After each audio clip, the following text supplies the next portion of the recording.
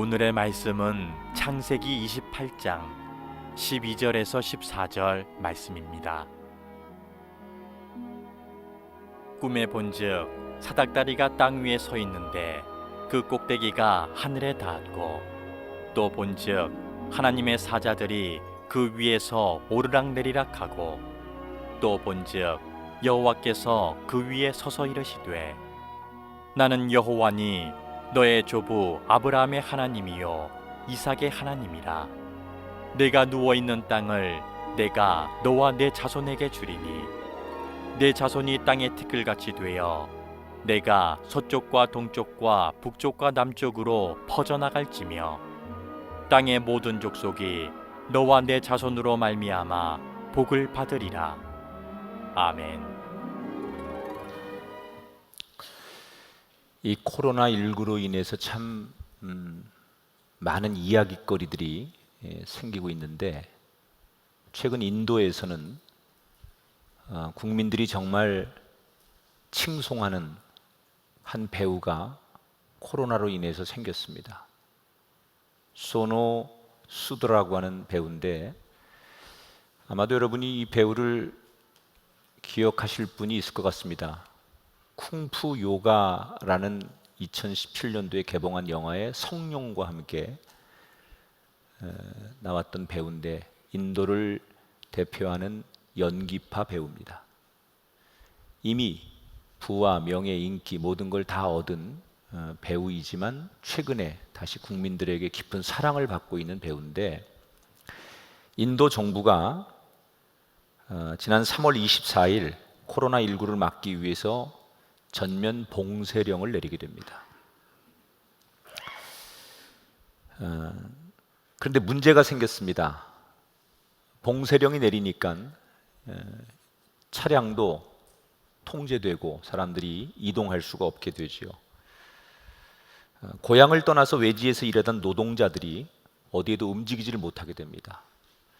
더군다나 외지에서 돈을 벌어 가족들에게 보내고, 또 가족들은 외지에 나가서 남편이 또는 자식들이 보내는 그 돈으로 살아야 하는데, 봉쇄령 때문에 전혀 움직이지 못하니까 서로들 힘들어하는 거예요. 그래서 어떤 일이 생겼느냐, 차량이 움직이질 않으니까 노동자들이 수백 킬로미터 떨어진 집으로 걸어서 가는 거예요. 근데 굉장히 덥거든요. 그래서 가다가 사람들이 길가에서 탈진해서 죽는 사람이 계속 나오는 거예요. 무려 이런 사람이 100명을 넘어섰습니다. 그런데 인도 정부가 이러지도 저러지도 못하고 있을 때, 이 소노 수드가 자신의 돈을 털어서 사재를 들여서 버스 수백 대를 구입해서 꼭 고향 땅을 방문해야 하는 사람들에게 무료로 버스를 제공하기 시작했어요. 그래서 이 소노 수드의 도움을 받은 사람이 무려 12,000명을 넘어서게 되고, 자신의 숙박시설을 의료진들에게 통째로 내놓기도 하고, 한 인터뷰에 나와서 눈물을 글썽이며 마지막 한 사람을 위해서라도 내가 할 수 있는 최선을 다하고 싶다라는 진정성 있는 고백을 나눈과 동시에, 인도의 많은 국민들이 배우로서가 아니라 정말 멋진 삶을 살아가는 이 소노수들을 좋아하고, 그래서 이 소노수들을 위한 많은 패러디물들이 지금 여기저기 만들어져서 소개가 되고 있습니다.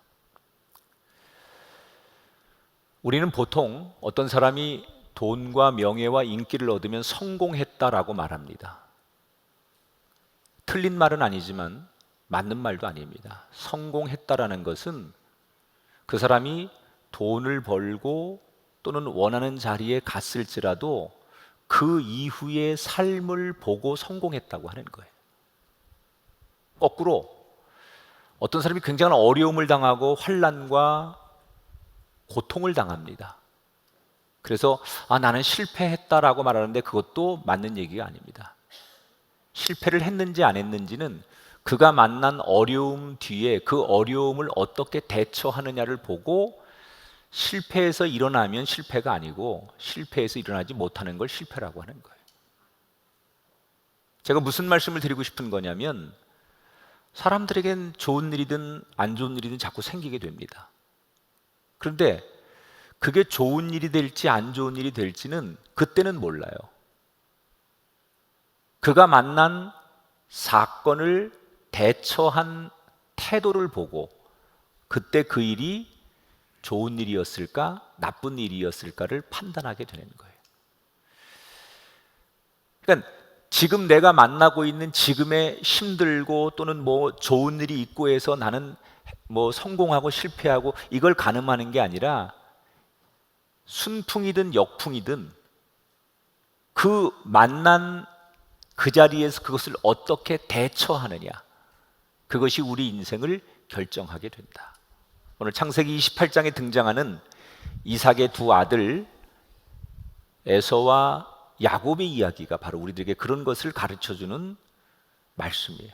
지난 시간에 이삭의 두 아들 쌍둥이 에서와 야곱이 장자권을 놓고 치열하게 경쟁하고 다투는 이야기 속에서 드디어 야곱이 형을 이기고 장자권을 뺏어가는 이야기를 들려드렸습니다. 이 에서가 분해서 견딜 수가 없는 거예요. 내가 맏아들이고 내가 장남이고 당연히 아버지로부터 그 장자권이 나한테 온다고 알고 있었는데 동생이 자기 어머니와 함께 공모를 해서 늙은 아버지를 속여서 자기 없는 사이에 장자권을 뺏어간 거 아닙니까? 그러니까 에서의 입장에서는 억울하고 동생의 편이 된 엄마가 밉고 그리고 견디질 못하는 거예요. 남성성이 강했던 이 에서는 장자권을 뺏기고서는 늘 마음속에 이런 생각을 품고 그 품은 생각을 혼자 이렇게 중얼거립니다. 뭐라고 얘기하느냐? 아버지가 돌아가실 날이 얼마 안 남았는데 아버지만 돌아가시면 내가 저 동생 야곱을 죽여버릴 것이다. 그리고 뺏어갔던 장자권을 원래 자리로 돌려놓겠다. 이 이야기를 틈만 나면 여기저기서 중얼거리고 하니까 사람들이 다 알아요. 특히 엄마인 리브가가 이 첫째 아들의 이 한이 서린 이야기를 들으며 섬찟한 거예요. 자기가 아는 아들은 능히 그러고도 남을 아들일 뿐더러 잘못하면 아들 둘을 다 잃게 생긴 거예요. 형에 의해서 사랑하는 아들 야곱도 잃을 수 있고 야곱을 살인하면 첫째 아들 에서도 인생이 끝나는 거 아닙니까? 어찌됐든 이 파국을 막아야겠다고 생각한 리브가는 여러 고민을 하다가 나름대로 하나의 계획을 가지고 어느 날 남편을 찾아서 이렇게 설득을 합니다. 여보 내 말 좀 들어봐요. 우리 집안이 왜 이렇게 풍파가 많고 우리 집안에 웃음이 떠나고 행복하지 않은지 그 이유가 뭐라고 생각해요? 나는 그 이유가 우리 집에 며느리들이 잘못 들어왔다고 생각해요. 첫째 아들 에서가 우상을 섬기고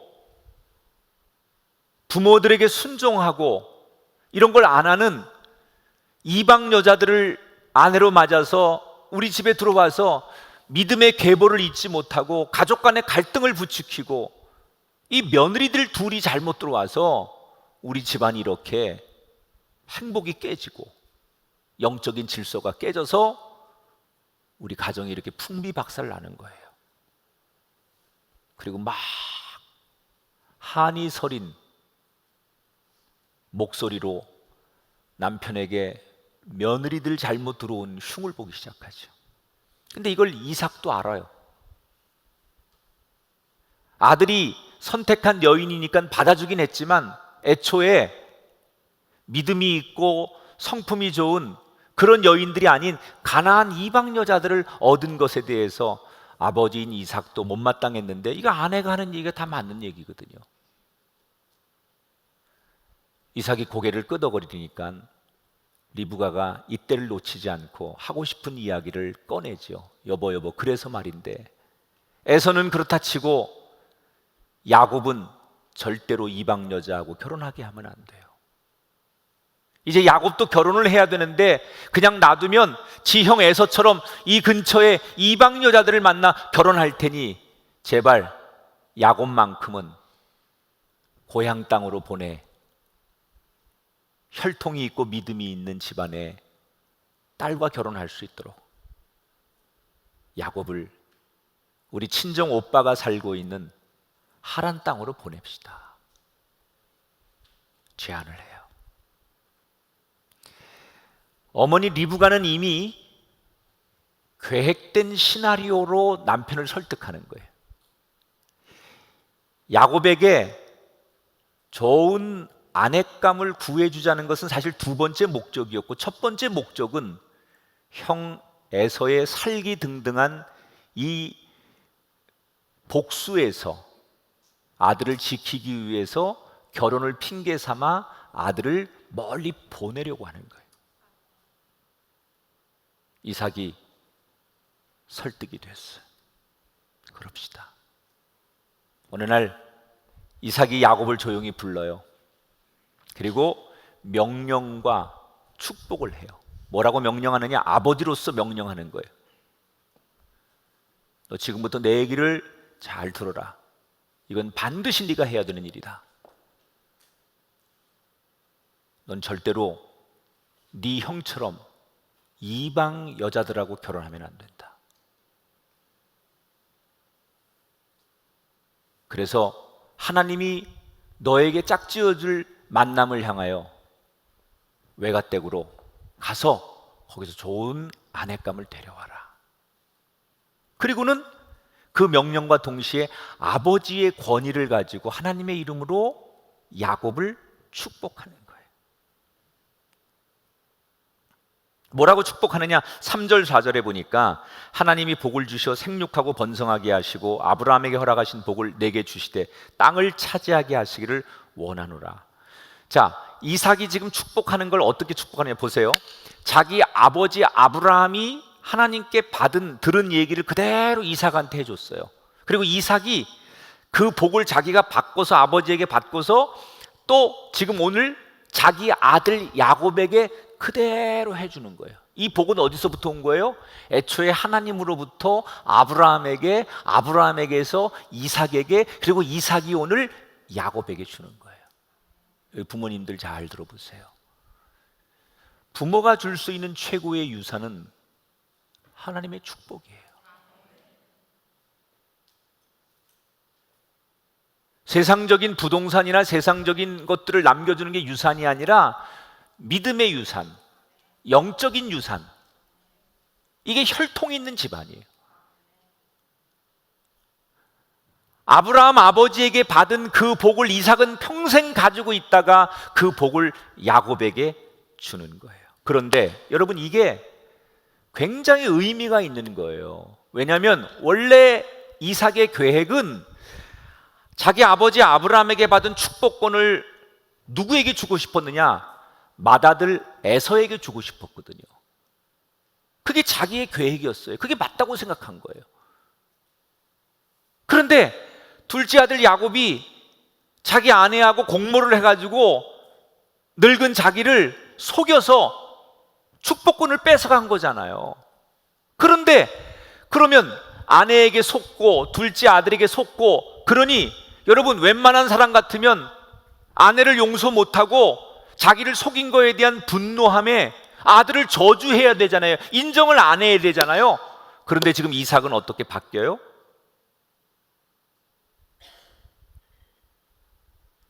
그 아들 야곱을 공적으로 축복해요.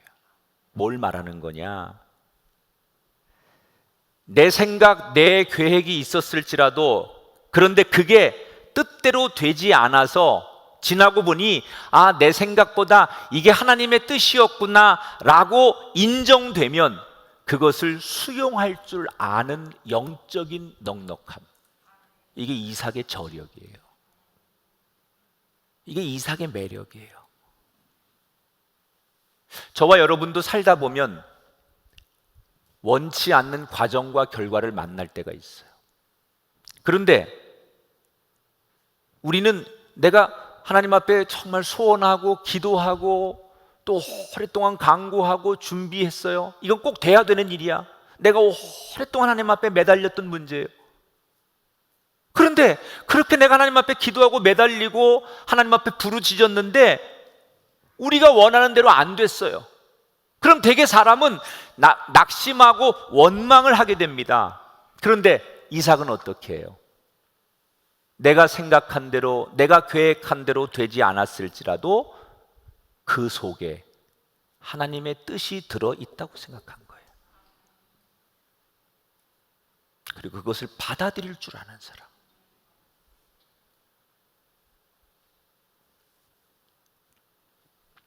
여러분에게 뜻하지 않은 어려움과 환난이 있거든, 내가 계획한 대로 내 인생이 풀리지 않을 때가 있거든, 그곳에도 하나님의 뜻이 들어있음을 발견할 수 있는 신령한 눈이 되시기를 축복합니다.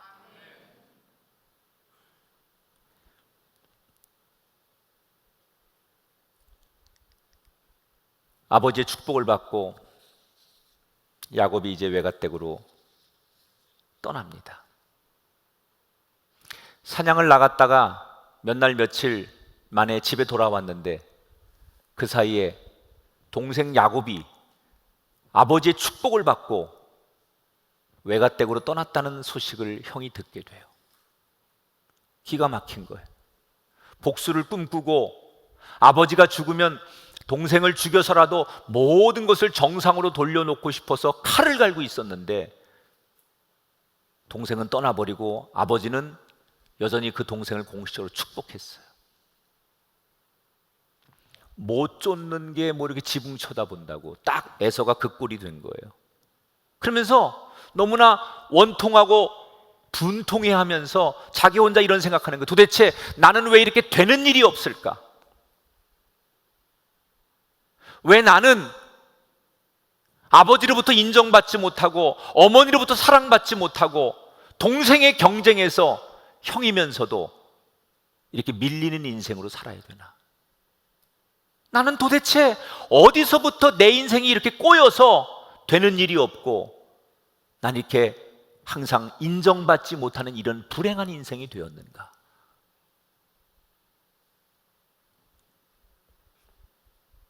여러분, 우리도 그럴 때가 있잖아요. 도대체 어디서부터 내 인생이 꼬인 걸까? 에서가 되는 일이 없는 자신을 보면서 한탄을 하는 거예요. 왜 나는 이 모양 이 꼴로 살아야 되는가? 그러다가 그가 한 가지 결심을 합니다.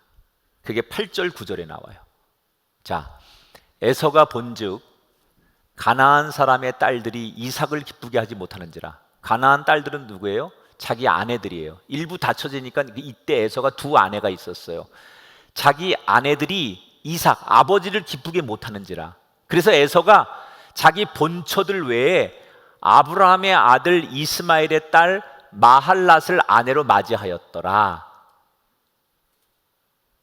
아버지 어머니가 자기 아내들 며느리들을 탐탁하게 여기지 않는 걸 에서가 알았어요. 그래서 지금이라도 아버지가 좋아할 수 있는 며느리감을 하나 얻어서 이제라도 아버지의 마음을 좀 사야 되겠다라고 결심을 했다는 거예요. 우리가 인생을 살면서 어려운 일을 만났을 때 우리 삶의 태도를 점검해야 될 게 하나 있어요. 내가 축복을 받지 못한 이유를 늘 남의 탓으로 돌리는 인생관을 갖는 사람이 있어요. 내가 실패를 했거나 어려움을 만났거나 어떤 고난을 만나면 이런 실패와 고난을 준 대상자가 너 때문이야 라고 남의 탓을 하는 사람이 있어요. 지금 에서는 자기가 불행해지고 자기가 이렇게 인생이 꼬인 거를 내가 뭐가 문제일까? 자기를 성찰하고 자기를 돌아보고 자기를 반성하는 게 아니라 자기가 이렇게 불행해진 것을 누구 탓으로 돌리는 거예요. 이거 누구 탓으로 돌려요? 아내들 탓으로 돌리는 거예요. 내가 결혼 잘못해서 이 여자들 때문에 결국 부모님께 인정받지 못했고 그 부모님께 인정받지 못한 것 때문에 장자권도 뺏기고 나는 그래서 꼬인 거야. 그러니까 모든 자신의 이런 실패와 불행의 탓을 아내들에게 다 돌리는 거예요.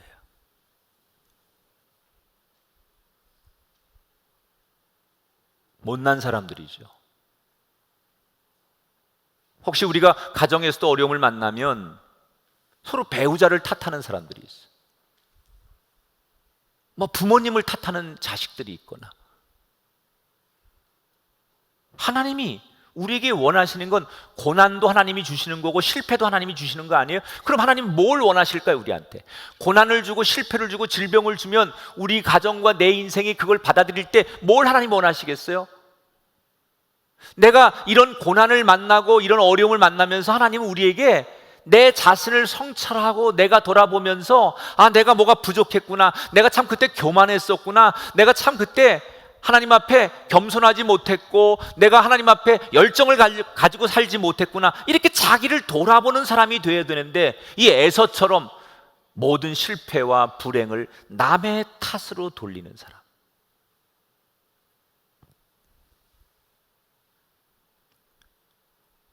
그래서 지금의 이 아내들 때문에 난 이렇게 된 거니까 또 한 번에 결혼을 해요. 세 번째 아내를 얻어요. 근데 이 세 번째 아내는 아버지 기준에서 보면 괜찮은 사람을 얻는 거예요. 그러나 성경에 보면 결국 세 번째 결혼을 해서도 아버지께 인정을 못 받아요. 왜냐?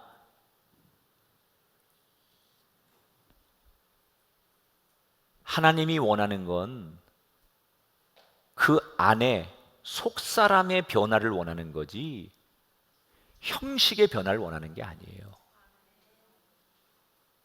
어디 출신의 여자를 얻어서 이 여자하고 결혼해서 조건을 맞추는 걸 하나님이 원하시는 게 아니라 아, 내가 하나님의 뜻대로 살지 못했고 너무 인간적이었고 세상적이었다라는 자신의 삶을 하나님 앞에 회개하고 자신의 삶이 회심하고 변화되는 것을 하나님이 원하시는데 이 에서는 철저하게 겉모습만 변하는 거예요. 형식만 취하는 거예요. 반쪽짜리의 변화죠. 오늘 이 자리에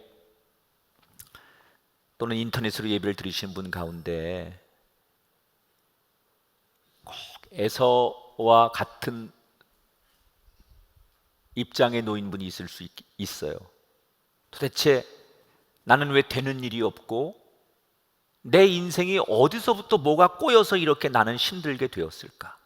그렇게 한숨을 쉬는 분이 계시다면 하나님이 여러분에게 주신 그 고난의 역풍은 여러분을 죽이려고 하는 것이 아니라 여러분이 만나는 그 역풍에 대한 태도를 보기를 원하시는 거예요.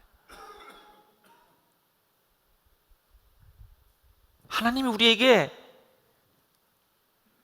우리가 어떤 고난 또는 가정의 많은 경제적인 어려움, 이런 많은 역풍들이 우리에게 찾아오면 하나님은 그것을 대하는 우리의 변화, 진정한 하나님 앞에 우리의 속사람의 그 몸부림, 이걸 하나님이 원하시는 거예요. 이걸 잘한 사람이 사도 바울이에요. 여러분, 사도 바울은 얼마나 세상적으로 자신만만하던 인생이었습니까? 그런데 어느 날 한 광야에서 빛 대신 예수님을 만나고 시력을 잃게 돼요. 이때 바울이 완전히 밑바닥으로 떨어졌을 때 그때 뭘 합니까? 사도행전 9장 9절에 보니까 사흘 동안 먹지도 마시지도 아니했다 그랬어요. 사도 바울은 3일 동안 금식하며 기도해요. 하나님 앞에 자신을 돌아보면서 잘못된 것에서 완전히 돌아서는 속사람의 변화를 위해서 그 3일 동안 처절하게 주님을 부르짖습니다. 그랬더니 어떻게 됩니까? 3일이 지난 다음 다시 시력을 회복하고 아픔의 시간이 끝나고 진짜 사도 바울의 전성기가 시작되는 거예요. 하나님이 우리에게 어려운 일을 주시는 것은 우리가 싫어서 그런 게 아니에요. 하나님이 한 가지를 원하세요.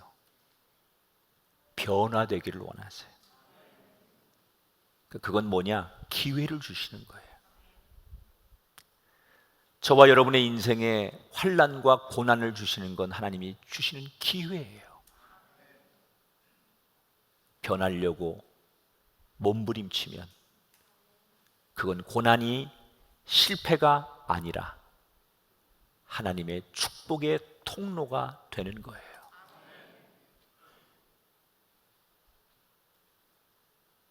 부모의 축복을 받고 야곱은 길을 떠나야 되는데 발걸음이 떨어지지 않는 거예요. 언제 돌아가실지 모르는 늙은 아버지를 두고 평생 자기를 애지중지했던 어머니를 두고 한 번도 떠나본 적 없는 집을 떠난다는 게 그렇게 쉽지 않았어요. 아버지도 울고 어머니도 울고 야곱도 펑펑 우는 거예요. 이때 엄마가 네 형 돌아오기 전에 빨리 도망쳐라.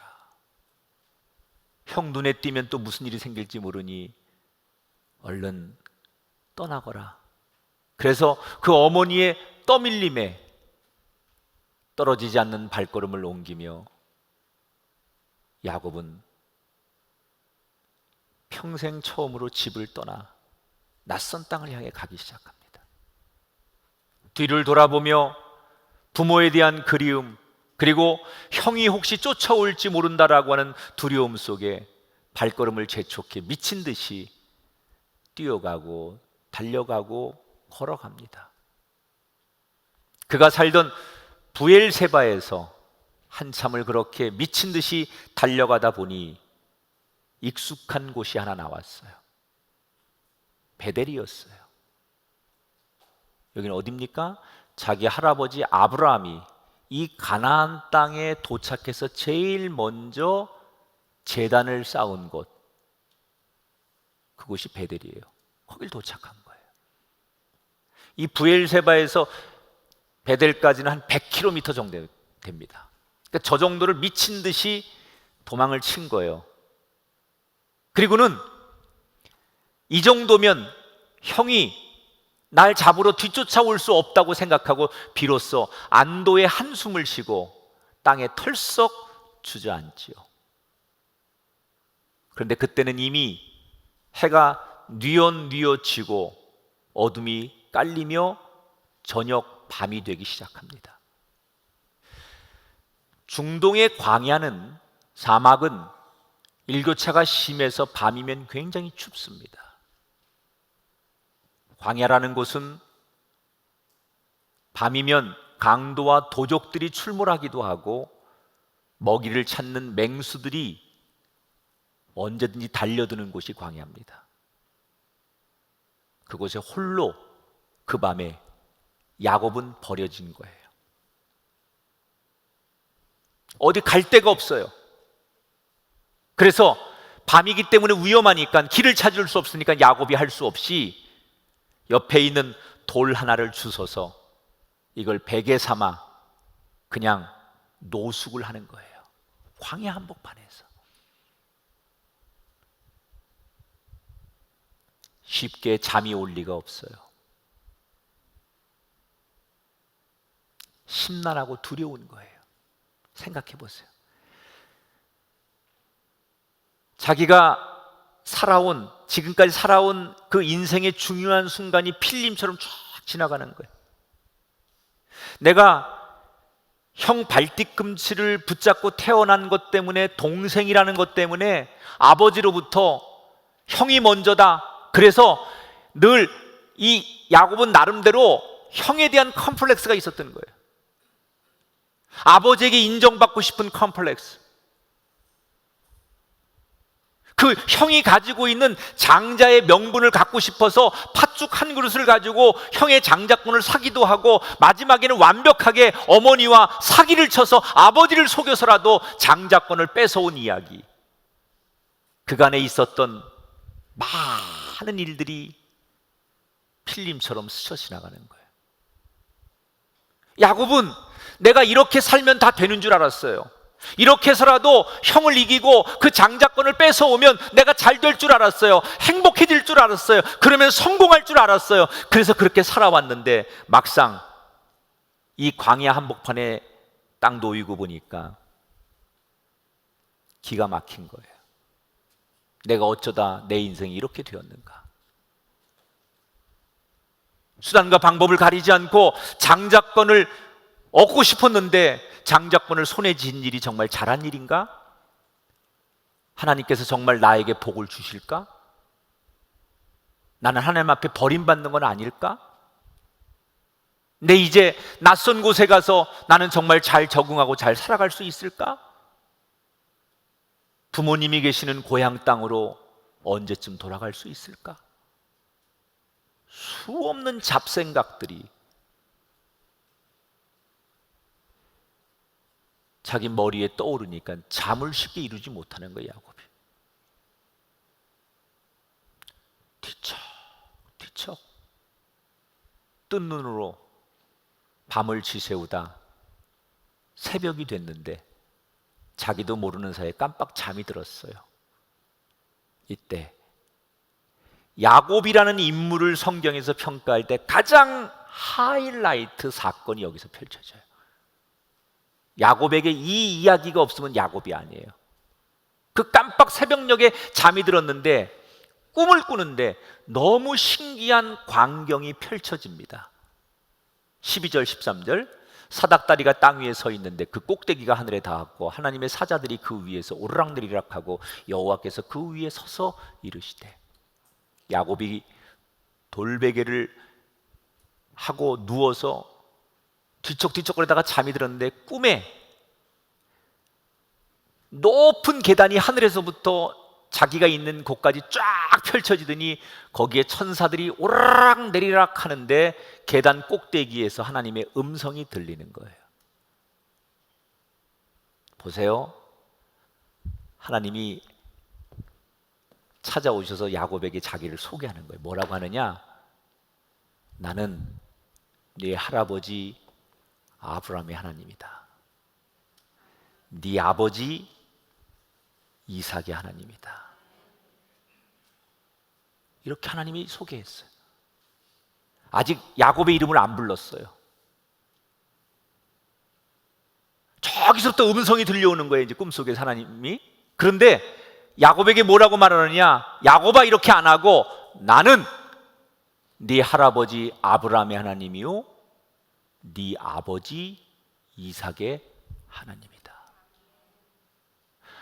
할아버지 아브라함은 이때 죽었어요. 아버지 이삭은 살았어요.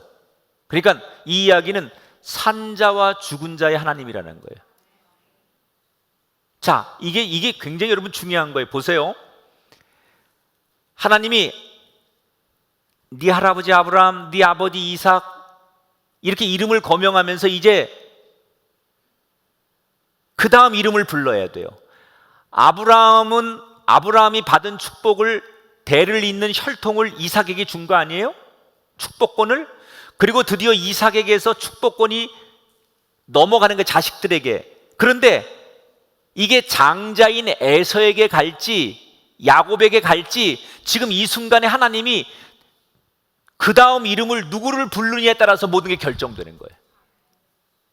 나는 내 할아버지 아브라함의 하나님이고 네 아버지 이삭의 하나님이다. 그런데 만약에 하나님께서 나는 에서의 하나님이다 그러면 모든 하나님의 축복의 상징이 누구에게 가는 거예요? 형 에서에게 가는 거예요. 그러니까 여기서 내 이름이 불리느냐 안 불리느냐에 따라서 자기가 그렇게 원했던, 그렇게 평생 노력했던 축복권을, 하나님의 축복권을 내가 이어갈 수 있는지 없는지를 판가름하는 바로 그 중요한 순간에 놓이게 되는 거예요. 뭐라고 불러요? 아브라함의 하나님, 이삭의 하나님, 그리고 너 야곱의 하나님이니라.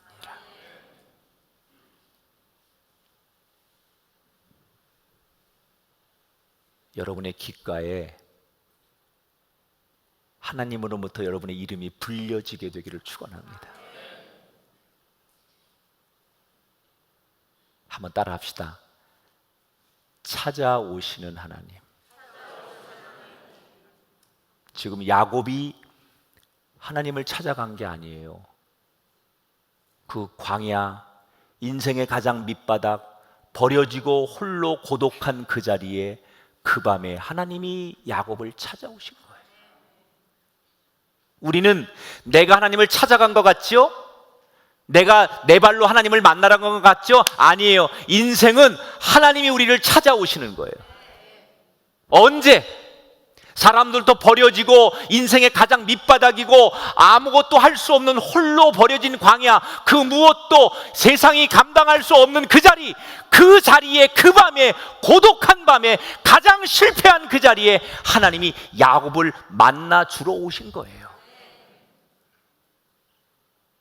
혹시 이 자리에 억울하신 분이 계십니까? 사람들에게 상처받고 버림받고, 아니 어쩌다 보니 오갈 데 없는 신세가 되어버렸고 후회와 원망이 가득 찬 꼭 야곱과 같은 신세와 환경에 놓인 분이 계십니까? 그런 사람이 계시다면 바로 당신을 위해 주신 하나님의 말씀이에요. 찾아오신 하나님. 아버지가 찾아온 게 아니에요. 외삼촌이 찾아온 게 아니에요. 친구가 찾아오는 게 아니에요. 하나님이 나를 위해 친히 오시는 거예요.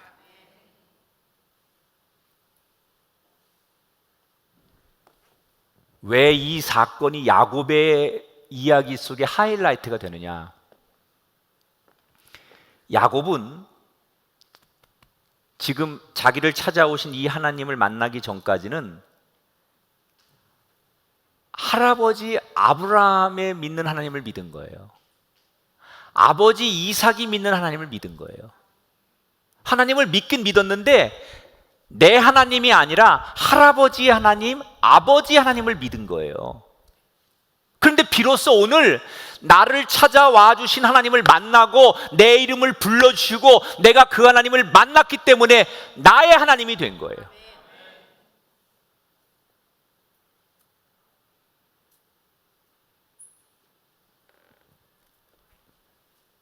목사들 중에요, 내가 하나님을 체험하고 만나지 않은 사람이 목사를 하면요,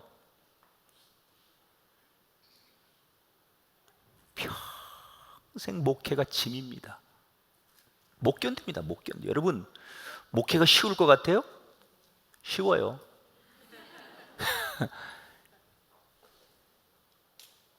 아무리 똑똑하고 대단해도요, 내가 만난 하나님이 없이 목회하면 모든 게 다 짐입니다. 그런데 내가 만난 하나님 체험이 있이 목회를 하면 어떤 십자가도 기쁨이에요. 만약에 여러분이 난 예수 믿는 게 왜 이렇게 힘들지?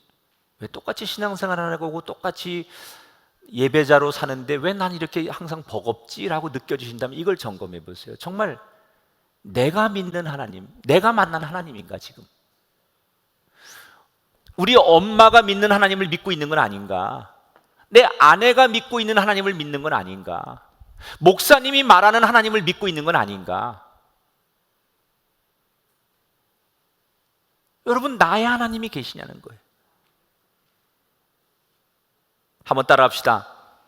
하나님을 만날 때 비로소 쓰임 받습니다. 야곱이 언제 쓰임 받아요? 몸부림칠 때 쓰임 받는 게 아니에요. 하나님을 만났을 때. 나를 찾아와 주신 그 하나님을 내가 만났을 때. 이젠 더 이상 할아버지 아브라함의 하나님, 아버지 이삭의 하나님이 아니라 나의 하나님, 야곱의 하나님을 믿기 시작한 거예요.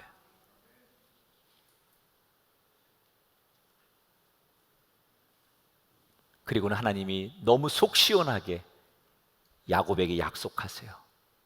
뭐라고 하시느냐? 창세기 28장 15절 같이 읽어볼게요. 내가 너와 함께 있어 내가 어디로 가든지 너를 지키며 너를 이끌어 이 땅으로 돌아오게 할지라 내가 내게 허락한 것을 다 이루기까지 너를 떠나지 아니하리라. 하나님의 음성이 야곱에게 들린 거예요. 내가 너와 함께 있어 어디로 가든지 너를 지키고 너를 이끌어 이 땅으로 돌아오게 할지라 내가 내게 허락한 것을 다 이루기까지 너를 떠나지 아니하리라. 이 하나님의 음성을 다 들은 다음에 야곱이 잠에서 깹니다. 우리는 꿈이라고 그러니까 꿈은 꿈이지. 시대적 배경을 여러분 아셔야 돼요. 구약에서는 하나님이 인간에게 계시할 때 다 꿈으로 하세요. 지금 우리 시대는 하나님이 인간에게 계시하고 하나님이 우리에게 오실 때는 말씀을 통해 하시는 거예요. 구약 시대는 이때는 여러분 이렇게 목사님들이 계신 게 아니니까, 그러나 지금은 예배를 하는 것을 통해서 하나님이 목회자 주의 종들을 통해서 말씀으로 여러분에게 가는 거예요. 그러니까 하나님이 말씀으로 나에게 계시하고 말씀으로 나를 찾아오시는 거예요. 그러니까 말씀을 잘 들어보면 하나님의 음성을 듣는 거예요. 근데 구약은 그게 없으니까, 목사들의 말씀이 없으니까 하나님이 꿈을 통해 계시하는 거예요. 모두 왕이든 역사든 모든 게 다 꿈을 통해 가는 거예요. 근데 이 꿈은 우리가 일반적으로 꾸는 꿈하고는 달라요. 성경에서 말하는 하나님의 계시는 분명히 다릅니다. 완전히 다른 걸 다 아는 거예요.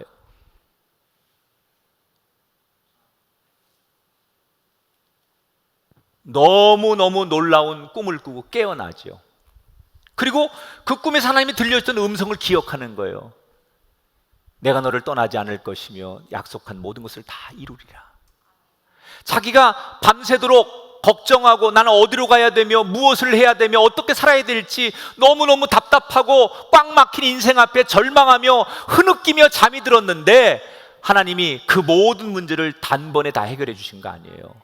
얼마나 기쁘고 감사해요.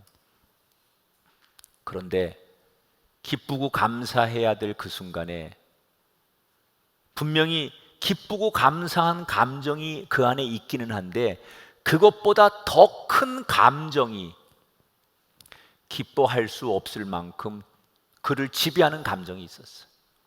그게 뭐냐? 16절 17절에 나와요.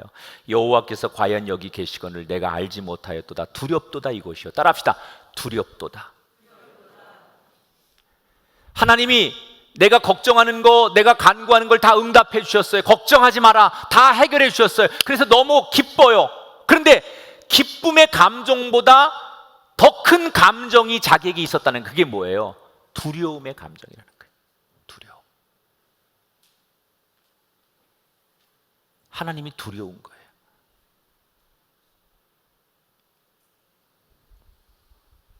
여러분, 하나님을 진짜로 만나면요, 두려운 거예요.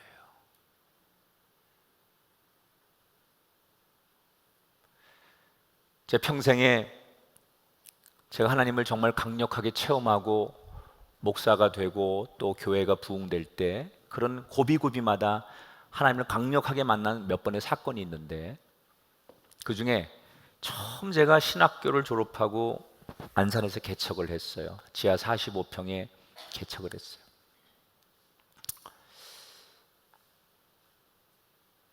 근데 저는 예수를 전혀 믿지 않는 집의 아들이었고, 물론 신학대학을 졸업해서 정규 과정을 마치고 목사가 되었지만 이 감리교 안에 아무도 내가 믿을 수 있고 비빌 데가 없는, 전 정말 완전히 혼자였거든요. 그래도 열심히 하면 되겠지라고 개척을 했는데, 아무리 열심히 해도 현실의 벽을 넘을 수가 없는 거예요. 하다 어느 날 내가 너무 지쳤어요. 안 되는구나. 목사라고 다 똑같은 목사가 아니구나. 이미 아버지로부터 할아버지로부터 뿌리가 있는 그런 목사하고 나같이 당대의 목사하는 것은 완전 다른 거구나. 그리고 내가 너무너무 절망하고 하나님 앞에 어느 날 밤 강대상에 꿇어 엎드려 철야기도 하면서 막 울면서 몸부림을 쳤던 적이 있어요. 그건 하나님 앞에 독백하는 거죠. 그런데 그 밤에 그렇게 막 하나님 앞에 울부짖으며 기도하다가 제가 새벽에 잠이 들었는데 하나님이 그 야곱이 꾼 꿈처럼 똑같은 꿈을 저에게 보여주시는데, 우리 교회 개척교회가 45평짜리 개척교회였거든요. 조그마한 개척교회에 예배당 가득히 천사들이 쫙 열을 맞춰서 앉아 있고 강대상까지 천사들이 가득 올라와 있고 제가 예배를 인도하는데 그 천사들 한가운데 주님이 앉아 계신 거예요. 그리고 주님이 나에게 이렇게 말씀하시는 거예요. 이 개척교회 사람들이 찾아오지 않는다고 절망하는 이 교회 네 예배 속에 내가 계속 함께하고 있단다. 사람들은 오지 않지만 나는 이 예배에 천사들과 늘 함께 했었고 앞으로도 네가 예배하는 날 동안 나는 너와 함께 할 것이다. 그리고 내 이름을 불러주시는 거예요. 제가 꿈에서 깼어요. 너무 또렷하고 너무 선명한 그 꿈속의 목소리를 기억하고 저는 아무 말도 못했어요. 그냥 엉엉 울기만 했어요. 몇 시간을 눈이 퉁퉁 붓도록 어떤 말을 할 수가 없었어요. 왜? 난 내 편이 없다고 생각했어요. 아무도 나를 모른다고 생각했어요. 그런데 나 같은 사람을, 나같이 버려지고 나같이 정말 부족하고 누구도 주목하지 않는 이 가장 얕은 나 같은 사람을 하나님이 찾아오셨고 나를 기억하고 계셨다는 사실 앞에 나는 하나님 앞에 어떤 말도 할 수가 없었어요. 그래서 그냥 울기만 했어요. 그리고 제 마음속에 그 하나님이 두려웠어요.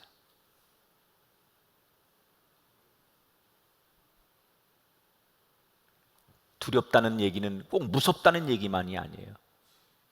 너무 존경하고 너무 경이롭고 너무 경외하면 상대가 함부로 할 수 없는 존재, 이게 두려움 아닙니까? 야곱이 가졌던 그 감정 저는 뭔지 알 것 같아요. 하나님이 두려웠어요. 그래서 집에서 나올 때 비상으로 가져온 기름 한 병을 꺼내서 그 돌베개에다가 붓고 신성한 종교적 예식을 하는 거예요. 야곱이 그 자리에서 엄숙하게 맹세를 해요. 하나님 나에게 약속하신 대로 나를 이곳으로 다시 돌아오게 하신다고 하셨는데 그렇게 될 줄 믿습니다. 나는 그래서 하나님 앞에 맹세합니다. 내 평생 주님을 섬길 것이고 내가 얻는 모든 소득의 10분의 1을 하나님께 드리며 사는 신실한 종이 되겠습니다. 그런데 더 놀라운 사실은 뭔 줄 알아요? 이 하나님을 향한 두려운 마음이 생기자 지난 간밤까지 자기를 짓눌렀던 세상의 두려움이 사라지더라는 거예요. 나는 어디로 가야 하며 무엇을 하고 살아야 되고 형이 쫓아오지 않을까? 아버지로부터 버림받지 않을까? 내 미래는 어떻게 될까? 이 세상에 대한 두려움이 떠나질 않았는데 하나님을 두려워하고 하나님을 경외하니까, 하나님을 두려워하는 마음이 내 안에 들어오니까 세상의 두려움이 사라지더라는 거예요. 왜 여러분 세상의 두려움이 아직도 여러분을 지배하는 줄 아십니까? 진짜 두려운 하나님을 만나지 않았기 때문이라는 거예요. 하나님을 두려워하면 세상의 두려움은 사라지게 될 줄 믿습니다. 저는 이 창세기 이 장면이 이게 4,000년 전 이야기거든요. 지금 역사적으로 너무 감사한 거예요. 만약에 이 성경을 기록한 저자가 이 장면을 야곱이 하나님을 만난 다음에 너무 기뻐서 막 춤추고 기뻐서 난 이제 됐다, 하나님이 다 모든 문제를 해결해 주신단다 그러면서 너무 기뻐서 감사해서 막 철싹거리고 이런 걸로 성경을 묘사했다면 이런 감동이 없었을 것 같아요. 근데 묵직하게, 반전 아니에요? 하나님이 모든 걸 해결해 주셨는데 막 기뻐 춤을 추고 철싹거려야 되는데 성경은 뭐라고 증언해요? 하나님이 두렵기 시작했다는 거예요.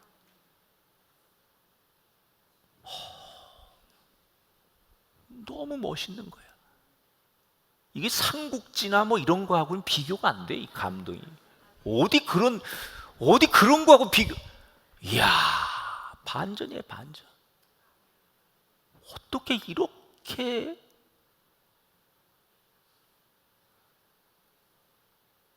사랑하는 여러분, 우리는 살면 우리 인생에 좋은 일, 순풍도 만나고 안 좋은 일, 역풍도 만나요. 그때 일회일비하지 말고 내게 주는 그대로 그것을 받아들이고 그 다음에 대처가 중요한 거예요. 역풍에 너무 우울해하지 마십시오. 하나님이 나에게 변화하라고 주시는 기회인 줄 믿습니다. 순풍에 너무 철삭되지 마시고 또 하나님 두려워해라. 잘 될 때일수록, 잘 나갈 때일수록 하나님 두려워해야 돼요.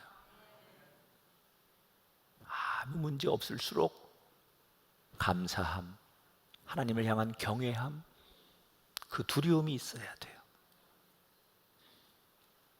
순풍도 역풍도 문제되지 않아요. 무슨 일을 만나든지 만사형통하리라. 무슨 일을 만나든지 만사형통하리라. 괜찮아요.